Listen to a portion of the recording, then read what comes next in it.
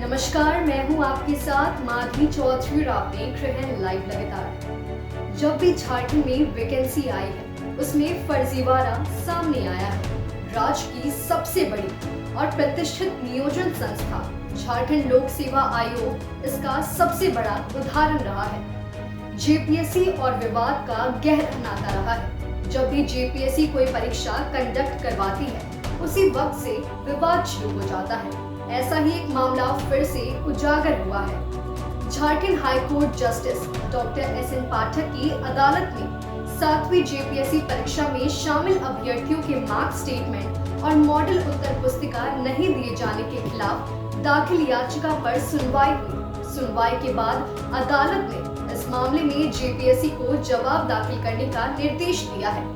बता दें कि मामले की अगली सुनवाई 4 सप्ताह बाद होगी। इस संबंध में प्रार्थी करण सहित अन्य लोगों की ओर से हाईकोर्ट में याचिका दाखिल की गई है। वहीं इस वक्त प्रार्थी करण हमारे साथ जुड़ चुके हैं, उनकी तरफ रुख करते हैं। सबसे पहले करण, स्वागत है आपका हमारे चैनल में। पहला सवाल करण यही है कि 7वीं जेपीएससी परीक्षा का अंतिम परिणाम जो है वो 31 मई को जारी हुआ था, लेकिन अब तक ना तो कट ऑफ मार्क्स जारी हुआ है और ना ही अभ्यर्थियों को मिले मार्क्स की जानकारी दी गई है। इस मुद्दे पर आप लोगों ने याचिका भी दाखिल की है, तो क्या कुछ कहना है आपका?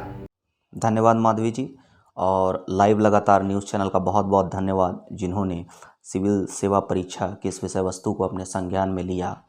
जहां तक 7वीं से 10वीं जेपीएससी परीक्षा का फाइनल मेरिट लिस्ट आ चुका था 31 मई 2022 को। आज 1.5 माह से भी अधिक का समय बीत चुका है और जो फाइनल मेरिट लिस्ट में शामिल स्टूडेंट थे उनका ज्वाइनिंग भी हो चुका है और वे लोग ट्रेनिंग में भी जा चुके हैं। लेकिन अभी तक हम देख रहे हैं ना कट ऑफ मार्क्स जारी किया गया है और ना मार्कशीट जारी किया गया है। जो सफल विद्यार्थी हैं उन्हें भी उनका मार्क्स नहीं मालूम है। तो यहाँ एक बहुत बड़ी धांधली नज़र आती हुई दिख रही है। और ऐसा मैं कहना चाहूँगा कि जो स्टूडेंट्स होते हैं वो बहुत मजबूरी में जो है वो केस फाइल करते हैं। और चूँकि जितने भी न सफल अभ्यर्थी हैं और असफल अभ्यर्थी, किन्हीं को अपना कट ऑफ मार्क्स और मार्कशीट जारी नहीं किया गया है। और यही वजह है कि न्यायालय के शरण में हम प्रार्थियों को जाना पड़ा। और कल उच्च न्यायालय के द्वारा इस विषय पर सुनवाई की गई और उन्होंने जेपीएससी को कुछ पॉइंट्स पर जो है वो अपना जवाब मांगा है। काउंटर एफिडेविट फाइल करने का टाइम दिया गया है। माननीय उच्च न्यायालय के द्वारा जो हमारा रीट था उस पर यह कहा गया, उस पर यह संज्ञान लेते हुए कहा गया है कि सभी जो पॉइंट्स है उस पर जो है वो जेपीएससी जवाब दे। जी करण, अदालत ने जेपीएससी को जवाब देने का निर्देश दिया है और इस मामले पर अगली सुनवाई 4 सप्ताह बाद होगी। इस पर आप क्या कुछ कहेंगे?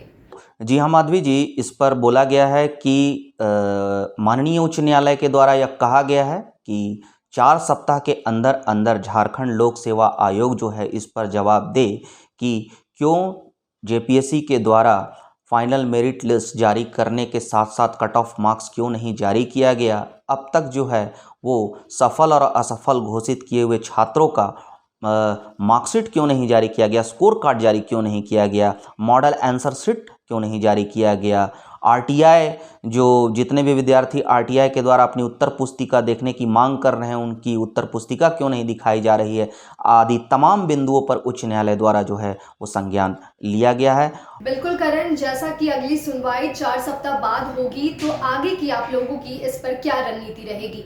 हमारी जहां तक आगे की रणनीति की बात है तो मैं बस अभी इतना ही कहना चाहूँगा कि हम हैं हमारे जितने भी मित्रगण हैं, हम सभी मित्रगण जो हैं, जो भी प्रार्थीगण हैं, जो विद्यार्थीगण हैं, उनका उच्च न्यायालय पर भारत के संविधान व उसके न्यायिक व्यवस्था पर पूरी आस्था है और हमें पूरा विश्वास है कि हमें न्यायालय के द्वारा जो है वो पूरा तरह से न्याय दिया जाएगा। यह एक बात मैं यहाँ और कहना चाहूँगा कि यह केवल बात जो है वो असफल छात्रों की नहीं है, यह सफल छात्रों के लिए भी है, क्योंकि बहुत सारे ऐसे सफल छात्र हैं जिन्हें जो सर्विस प्रदान किया गया है तो उसमें पारदर्शिता नहीं है। क्योंकि बहुत सारे ऐसे छात्र हैं जो यह सोच रहे हैं कि शायद उन्हें जो है वो शिक्षा सेवा दिया गया है और वह डिज़र्विंग कैंडिडेट थे पुलिस सेवा की, वो डिज़र्विंग कैंडिडेट थे प्रशासनिक सेवा की, तो उन्हें शिक्षा सेवा दे दिया गया, उन्हें कोऑपरेटिव सेवा दे दिया गया,